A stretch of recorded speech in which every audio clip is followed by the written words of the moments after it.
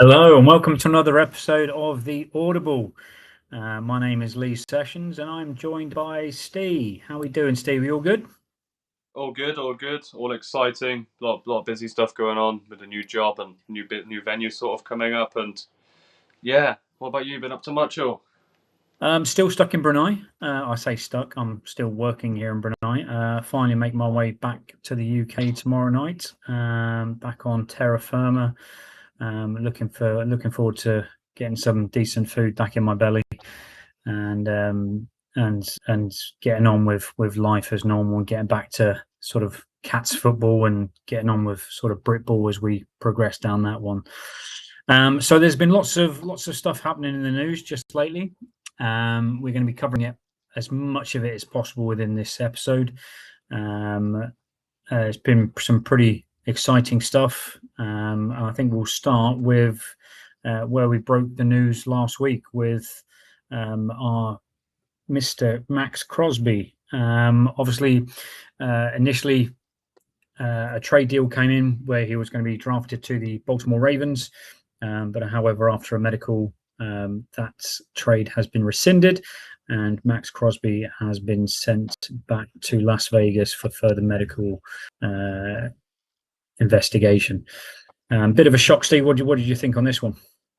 I'm pretty sure I was awoken by the sigh of Joe Burrow from all the way over here when he heard that news happening. But yeah, it was a bit of a shock. It was just obviously there's going to be rumours around, and when we get to the Ravens, we can discuss that a little bit further. But yeah, we all knew he was injured, and the Ravens should have known he's been injured, but he's in rehab. So it's like trying to make him pass a physical when he's got months to prove that he's ready to go. Maybe it wasn't worth the first round picks. Yeah, it does raise the question. It really does raise the question. Is like, what did they find? Did they find something that we as the general public don't know about? Is this injury more severe than what we're being led on to believe? And I'm sure they may be regretting that trade if Max Crosby comes back next year as a beast that he has been for the last few years, and they've missed out on a decent trade there. But yeah, interesting to see how this one unfolds. I think it was. I think the funniest part of it for me is going to be that Sean Payton said that he caught. That apparently it was news that Sean Payton called him and offered him the one-way flight out to Baltimore because he was like, "I'm glad to see you out the league," and now he's back. Sean's just going to be like, "For crying out loud!" Yeah, he's definitely a problem child for that AFC West, isn't he? Yes. But yeah, some other breaking news that's been happening. We'll jump straight into this one, and that is the Kyler Murray has been picked up by the Minnesota Vikings. What do you know about this one so far, Steve? I think it's looking like he's going to be dropped in at QB1, which I feel bad for JJ McCarthy because he had that injury, but other than that, he was on. He's in a team that was in a rebuild. He's being given the time, and he showed himself up 70% of the time to be a decent quarterback. We just know Kyler's not had a great run at Arizona. Maybe he's just needed a new coach, and maybe he'll come back strong. And maybe this year he won't disappear and play COD for a bit. But I don't know. But he could be good. Could be good for JJ to learn from. But I can't see this being a amazing thing for Kyler. But maybe Kyler and Jefferson could be a good link up. Yeah, I think the way Kevin O'Connell runs that offense, I think this is going to be good for Kyler. If you look back, I think Kyler was best when he still had DeAndre Hopkins. So once he's got the likes of Justin Jefferson, he might be back to being a quarterback that we all like. Oh God, actually, he could actually go somewhere in his league. And it always seems to be the way, doesn't it? When a quarterback kind of reaches the end of his sort of tender with a club, and then makes that move into another organization and has that second burst of energy. But it'll be interesting to see how he fits in with the Minnesota Vikings, with Justin Jefferson and all the other offensive weapons that he's got to throw to. And hopefully he settles in there. Obviously there was talks of him potentially going back to baseball. Obviously, those have been silenced now, and now he's been picked up by the Vikings. But yeah, any other thoughts on this one? No. Well, we get to the Vikings later anyway, but that's I think Yeah. that's gonna be an interesting thing to see where that goes. Yeah, so without further ado, let's go on to our next pickup, which was Romeo Dobbs being picked up by the New England Patriots. Obviously, a fantastic wide receiver, really outshone in Green Bay. Is this what the New England Patriots needed? Yes, I think Jackson Dart is needed because that team is quite a young team, and he was fighting, and he was a very good quarterback, and we all sort of slowly got on a bandwagon, especially even on this Audible podcast. We loved him last year, and having a bit of a player that Aaron Rodgers has thrown to, and Jordan Love has had a great time throwing to. He's going to have the experience that they need. But I also thought, I don't know, last season with the Guardian cap, it might have been a bit of a drop. Maybe had a bit of a fear season. We'll see what happens. Yeah, but I mean, the Patriots have made quite a few good pickups that I'm excited to see with Jackson Dart, which is just going to be a running theme. Yeah, Drake May, not Jackson Dart. Drake May. It is Jones. Oh God, no! Sorry, I was thinking of the next one. No, yeah, no, it's Drake May. Jackson Dart is in New York. Giants. No, yeah, I was thinking about the next one. Yeah. So yeah, I mean, absolutely right. I mean, Romeo Dobbs is he a wide receiver one though? Is he what Drake May needs, or is he just that sort of comfort blanket that he knows that he's going to be open? Be interesting to see what the New England Patriots do in the draft as well. I say we also know that Stephon Diggs is on free agency, and he's had a bit of a season and a half.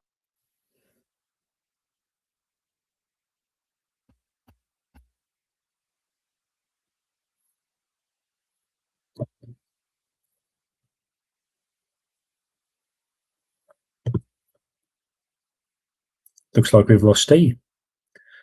See if he comes back in a minute.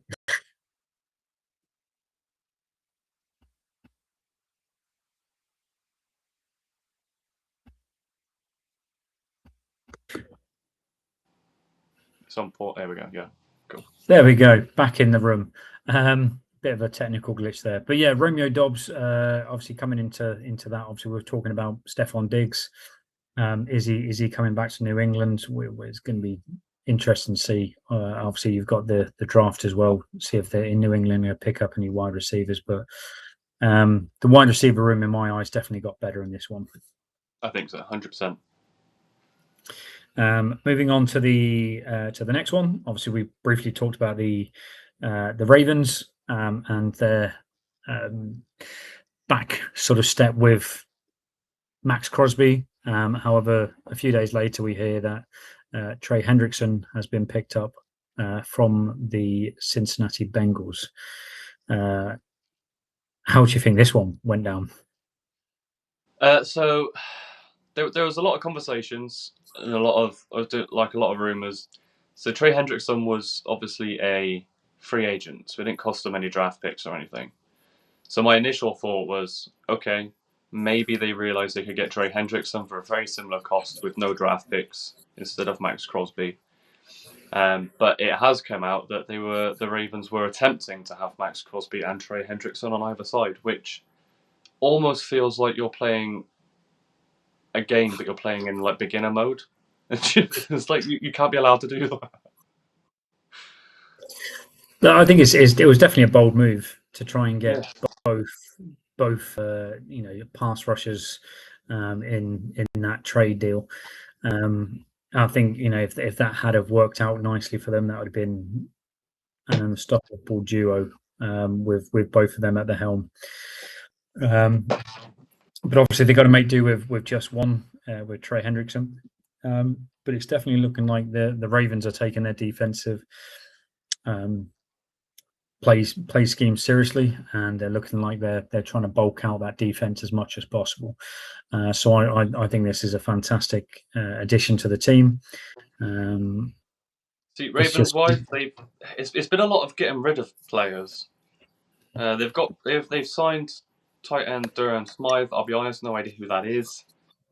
But a bit bigger of a pickup is the O lineman John Simpson to a $30 million 3-year deal.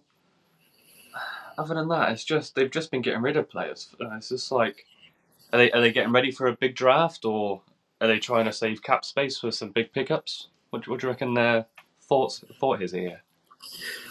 I think from the stance of their offense, I think is pretty much there. They've got obviously King Henry, they've got Lamar, they've got some big names there, and I think they are trying to save on cap space. They are trying to move people around, but essentially they need to secure those big spots. With this pass rusher, it's only going to make things better. And obviously they've got a new head coach in there at the moment, and I think it's going to be a make or break season for the Ravens this year, especially for Lamar. I completely back that. And back to with the rumors on Max Crosby. Obviously, it's nice and fun to just leave that as a cliffhanger there. But when they originally did the trade deal, Lamar agreed to a restructure, so they were fully planning to have Max Crosby in that team. It wasn't as if they decided to change their mind and just fail his physical. So Lamar's taken a pay cut. In wanted terms, he probably got more up front than anything.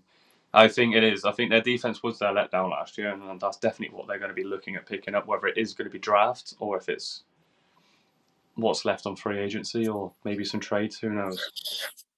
Yeah, I mean, only time will tell, and I'm sure there's still a lot of free agents that will go through at the end. What do we think to Trey Hendrickson getting to run at Joe Burrows twice a year? Do you reckon he's going to enjoy that? Well, I think it's going to be bittersweet, isn't it? Trey had a really good run at Cincy, but I think again he's just one of those players that just deserves a better team.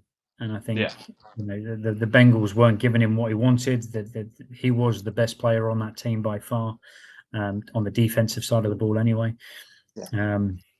And I think the Bengals need to use their draft capital wisely to bolster out their defensive side of the ball massively. And unfortunately, they've got to let. It has been a running theme year on year that the offense are putting up numbers, but they still aren't winning games. It's like we've all felt bad for Joe Burrows, but there's only so long you can start going, well, they should probably start fixing this because they've got an elite level quarterback.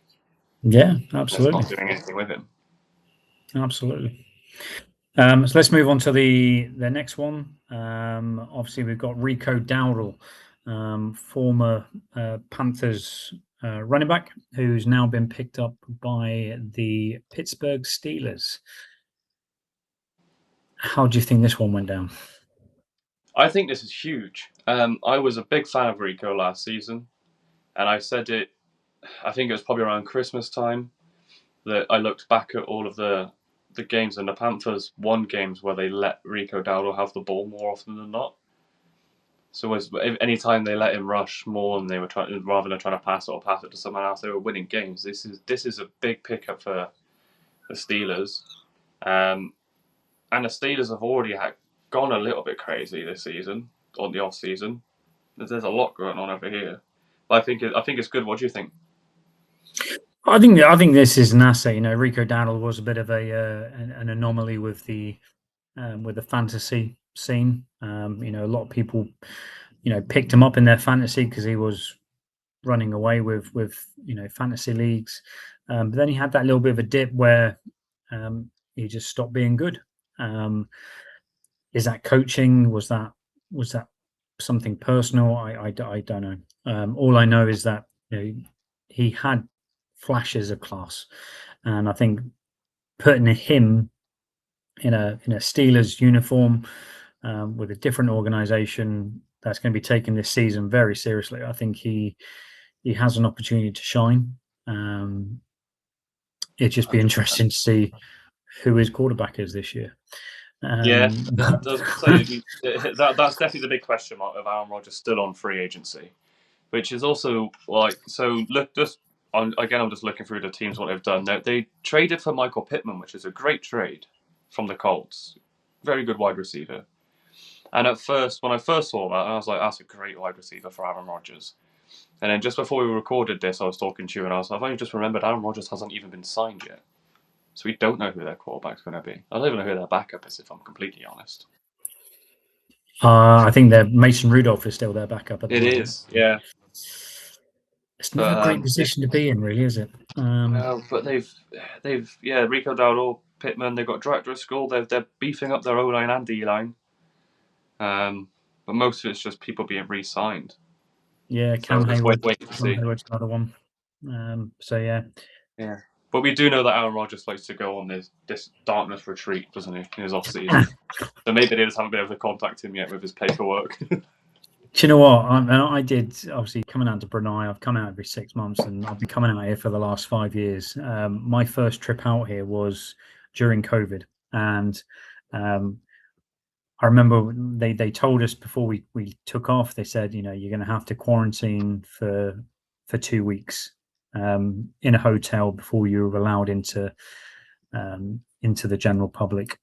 And we got off the plane, and they ushered us like, we were the Walking Dead plagued individuals into minibuses, and then shipped us off to these random hotels, and sat in this hotel room for 15 days, because they don't count the first day as day one. They count the second day as day one. So you have to stay in quarantine for 15 days, self-isolation.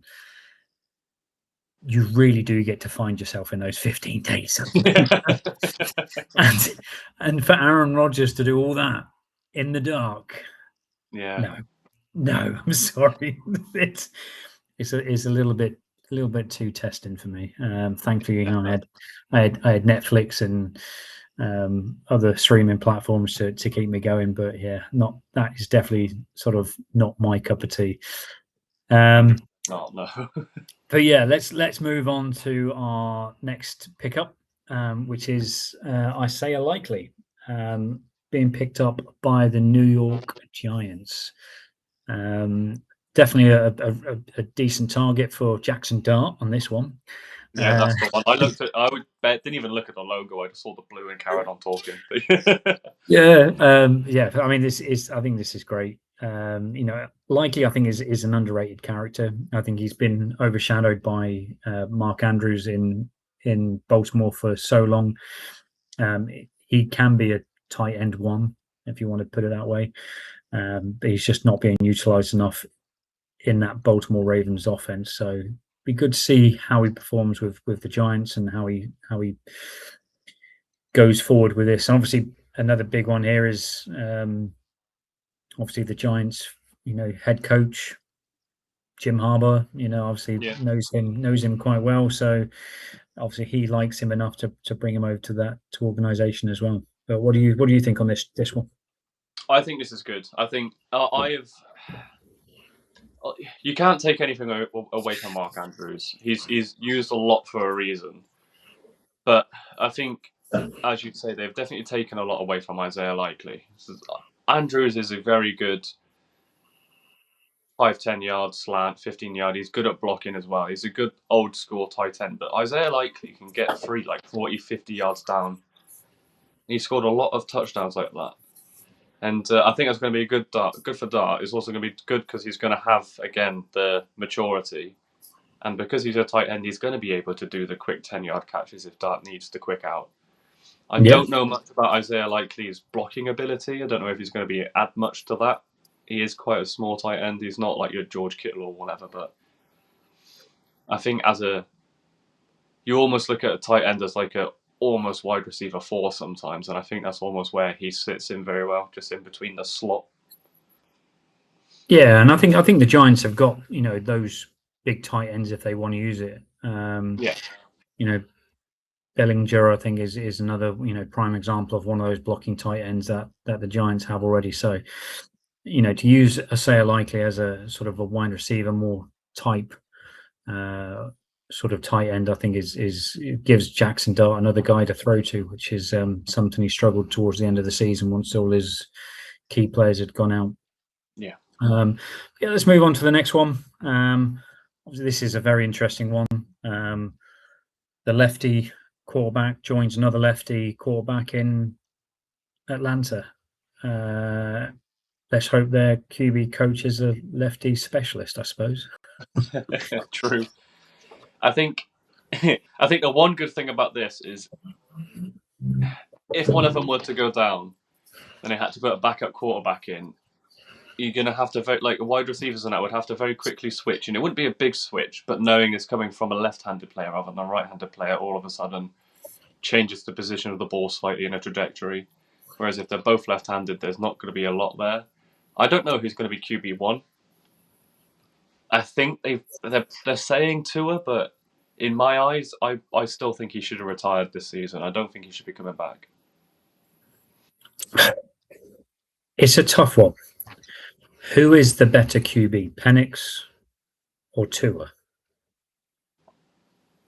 Is this another scenario where we had Baker Mayfield and Sam Darnold on the same team at the Panthers, where they're both competing for that number one spot, and actually none of them really fitted the mold in that situation and probably do better elsewhere? Is this another scenario like that, do you think? I think it could be. I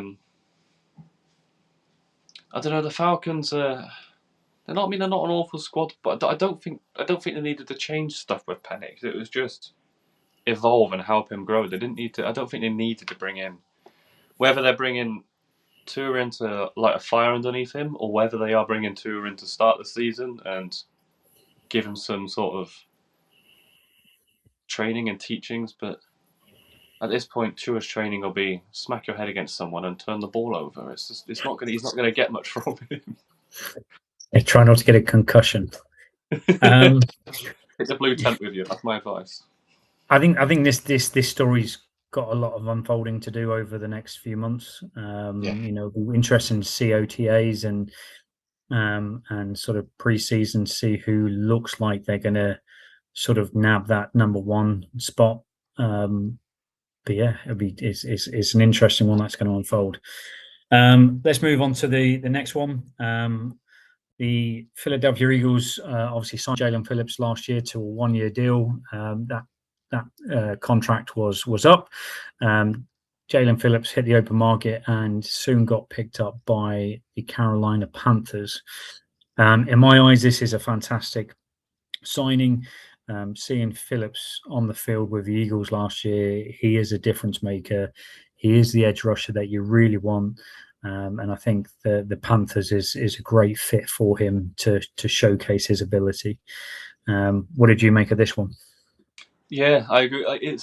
Phillips was very much, yes, he's a difference maker, but he wasn't really a big fish in the Eagles squad. It's going to give him a chance to go to a Panthers team where he can take the next step on that ladder and be the leader and take the lead, teach himself a little bit, but also bring a team up with him, which is going to be good for him and the entire squad around him. I think he'll be a big voice coming from the Eagles as well. So I think he'll be good for that defense.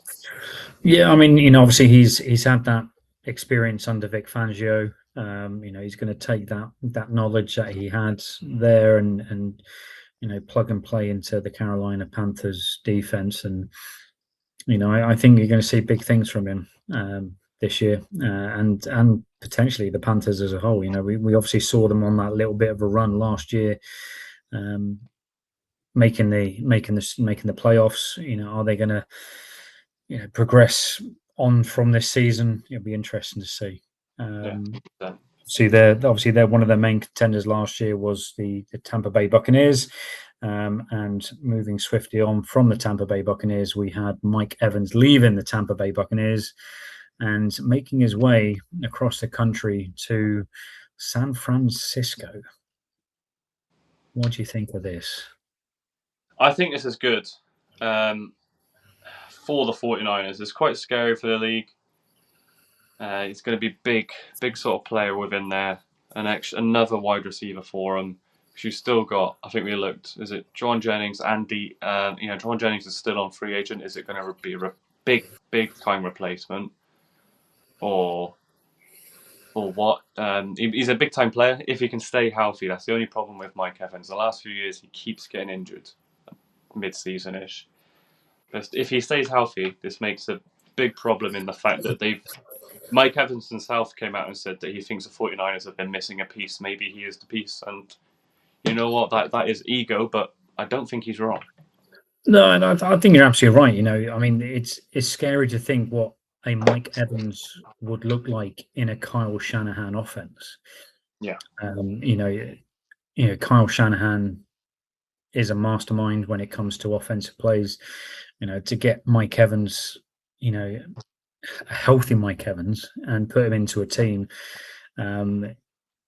it's going to be interesting to see. But like you say, can he stay healthy? Can he stay on the field?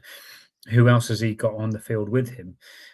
Brock Purdy's, he lost a lot of key players towards the end of the season. Kittle going down in the Eagles game. Juwan Jennings constantly out. They were running out of players to throw the ball to. So having Mike Evans stepping in there is great as long as he can stay on that field. It's almost like Shanahan is deciding to try to play this game where he's on like hospital mode level, where he just seems to have his entire squad that could get injured at any point, but it's high risk, high reward, and he's like, "Let's go for it. Let's get him out there." I mean, yeah, we could all talk about risk levels. Just that one popped in my mind, but we won't go there on this podcast. It is that risk factor that obviously that he's taken on board there. But if the risk pays off, he's got a fantastic wide receiver one who is only going to elevate the team massively. Let's move on to the next one, which is a bit of a shock for me. This one, Travis Etienne, moving from Duval to the New Orleans Saints. Yeah, it's a shock for me as well. Makes you wonder how much a player has to, if they can even agree, or if they can say no to a trade. Because I would have said no to this. The Saints are a few years away from being anything. Like the Jaguars have been in the playoffs last year, had a great run, and then all of a sudden you're going to go to the Saints, and this is even potentially behind Alvin Kamara. Or as we know Alvin Kamara wants a trade, doesn't mean he's going to get one. Yeah, going to fit in with that. I mean, the only saving grace is that the Saints looked really dangerous towards the end of the season. They had that really terrible start to last season, but towards the end they started looking a bit frisky, and they've got their star running back. So why take Travis Etienne and I can't see how this is going to work personally. Travis Etienne is a starting running back. You've got Alvin Kamara. Who are you putting in as your number one running back? Unless they're going to start playing some weird formation where they've always got two running backs behind the quarterback. Yes, Tyler Shoug's a rookie, but he doesn't necessarily need both of them. I know Alvin Kamara is a very good catching back, but they don't need both of them at all. And again, like you always need a backup in case someone gets injured, but neither of those players are backups, really, on any squad. No, exactly. Interesting to see how that one will unfold in this season. Moving on to the next one, we've got another Green Bay Packer moving to the Miami Dolphins. Malik Willis. I think this is a fantastic pickup.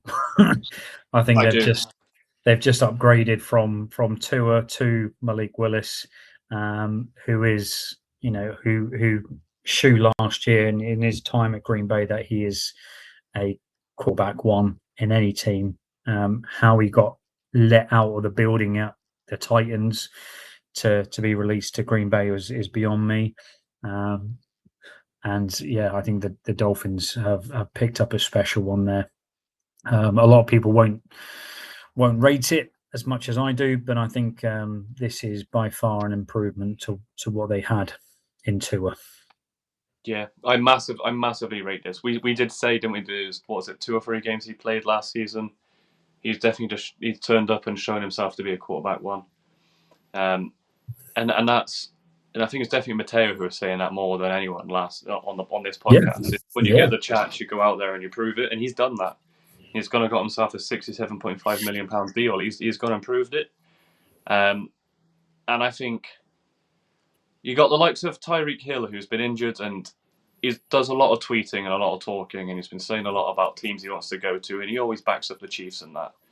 But if you're Tyreek Hill and you think you can come back this season, you've got to be excited about this.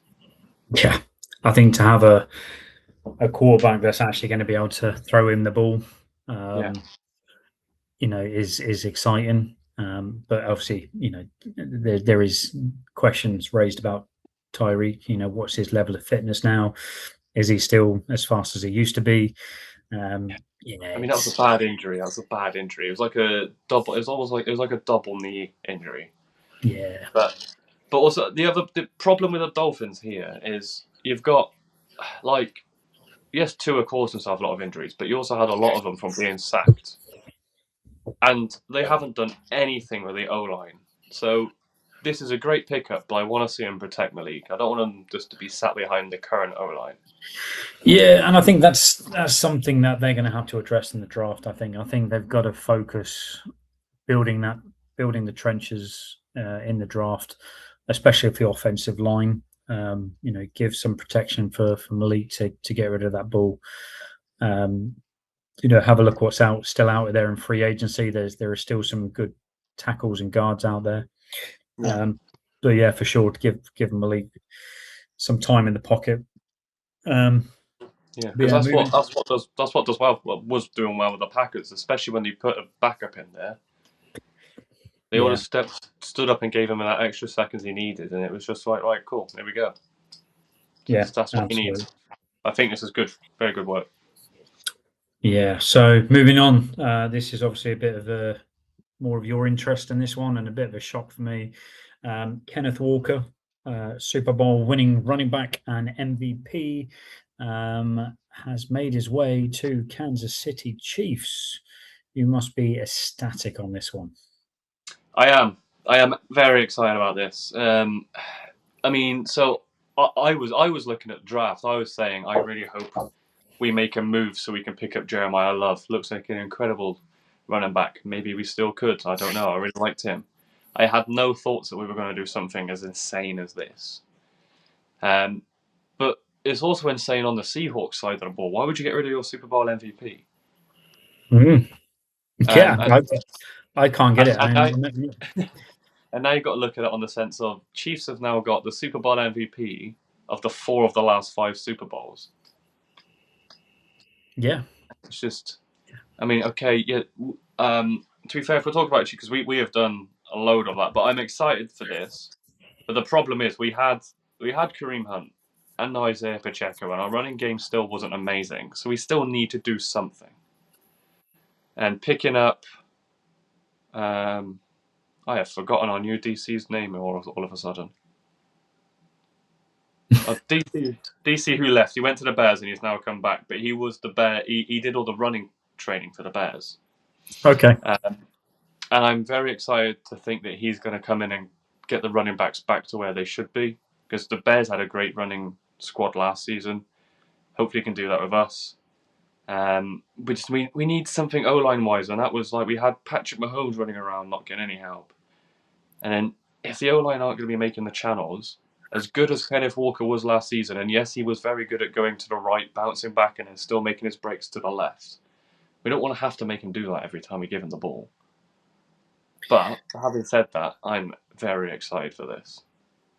Eric Bieniemy, is it? Eric Bieniemy? That's it, Eric Bieniemy, yeah. Yeah. I mean, also the other good thing about that is Chiefs haven't won a Super Bowl without Eric Bieniemy as our DC. So him coming back to DC was good news. But yeah, I think because when he went to the Bears as DC, running back coach, he just focused on the running backs. So I think it's going to give him a very helpful ability there. And I know with the Chiefs, obviously, we're going to probably go into the trade, so I'm not going to go too much into that one. But we keep releasing players.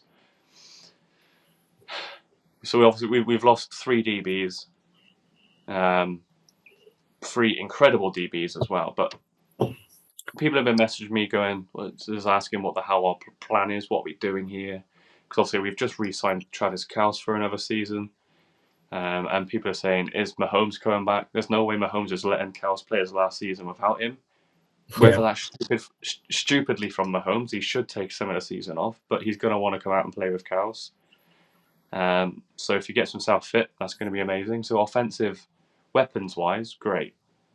Offensive line-wise, that needs work. But looking back in history, every single year we seem to get rid of DBs. Spags is a very good defensive coach. And if he's going to go, I think every single year, if he's going to get rid of someone, and we worried about when we got rid of Javarius Ward and Matthew in the same season, didn't matter. Then we got rid of L'Jarius Sneed. And now we're getting rid of 3 big names. I believe there's a plan somewhere. Yeah, absolutely. But this particular signing, I don't know what your thoughts were when you saw it, but I'm excited for this, and I don't know how we got away with this. Yeah, I think this is a fantastic pickup, especially for the offense, and it'd be great to see how Kenneth Walker fits into that offense.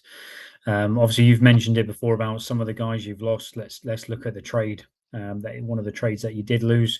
You've lost your Trent McDuffie to the LA Rams for a first round in this year, 5th round this year, 6th round this year, and a 3rd round next year. That's quite a lot of trade capital to pick up for one guy. Is that enough? Do you think? Obviously they are gambles in the eyes of the draft. You don't know what you're going to get.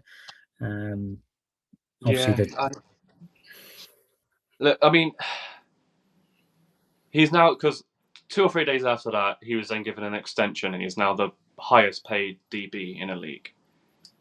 And I think he's deserved that. I think he's proved himself that for the last couple of seasons at the Chiefs.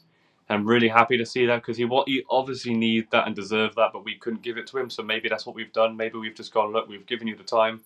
We've helped you nurture and grow. We'll let you go make money elsewhere, and we'll just start again somewhere.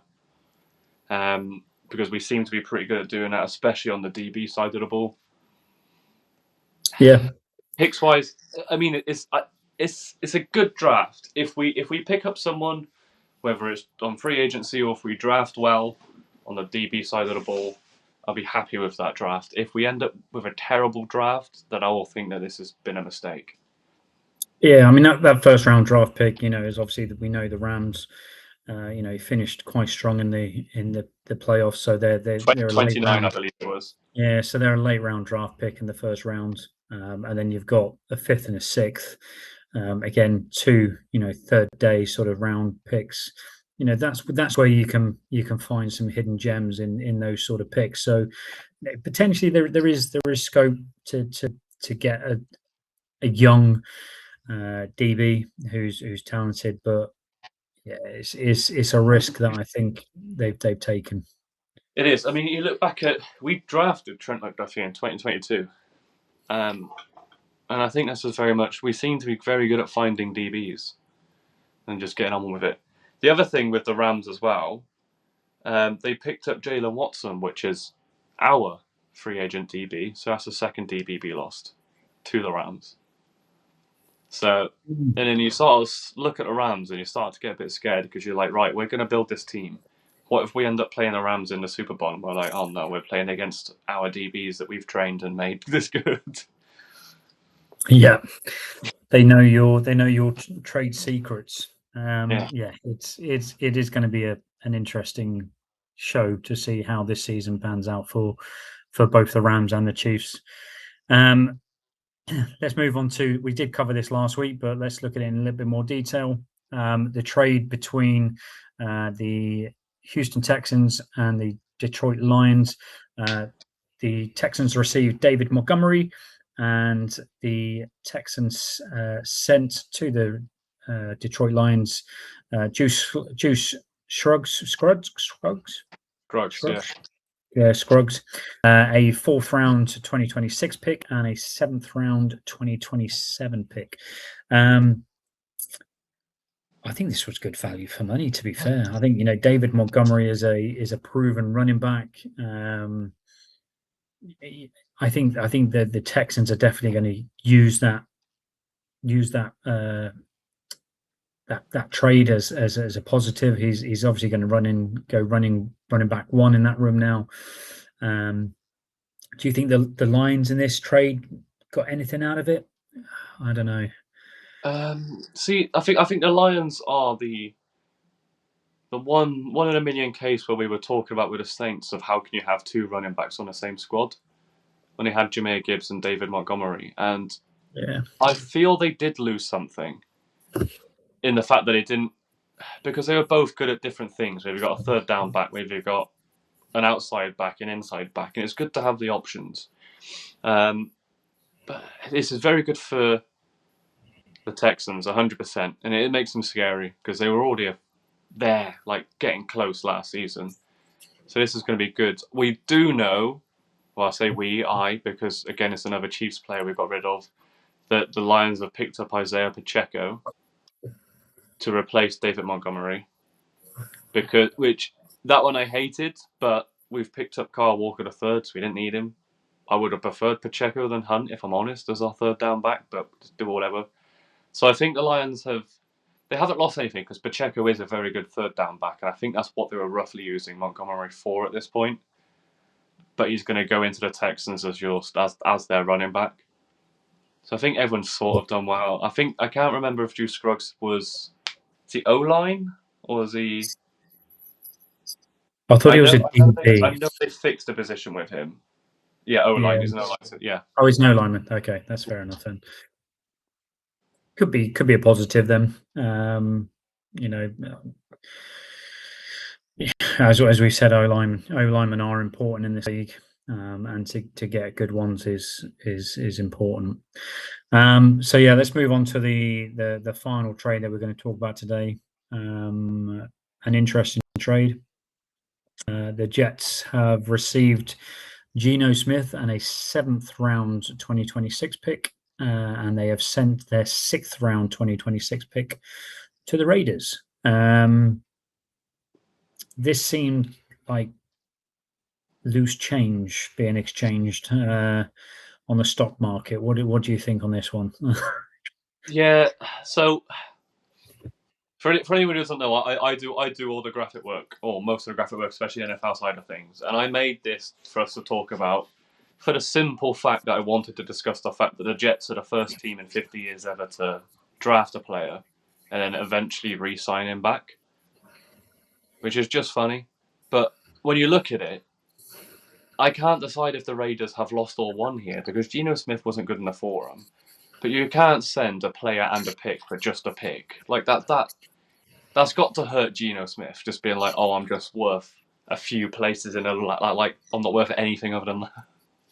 I think the Raiders probably got a really decent deal out of this, to be fair. Yeah. They've just, you take out Geno Smith, who they were going to drop anyway, and they've just exchanged a 7th round pick for a 6th round pick. So essentially, if you look at that, yeah. I think they've got a see Geno back as a Jet. Yeah, they were never going to re-sign Geno. He was dead wood, and they sent him off to the Jets for that sort of last hurrah, I think, for Geno to put on a Jets uniform one last time, because I don't think he's going to be starting. I think he may have a few appearances, but I'm not hopeful for the man, unfortunately. That was going to be my next question. What do we think their plan is there? It's just going to be a good backup. He's just going to be a backup just in case. I think just retire out in New York. There's worse places to end up retiring. Yeah, I think that's probably how it's going to be. He's going to retire as a New York Jet and sail off into the sunset. But yeah, so that's kind of it for us right now.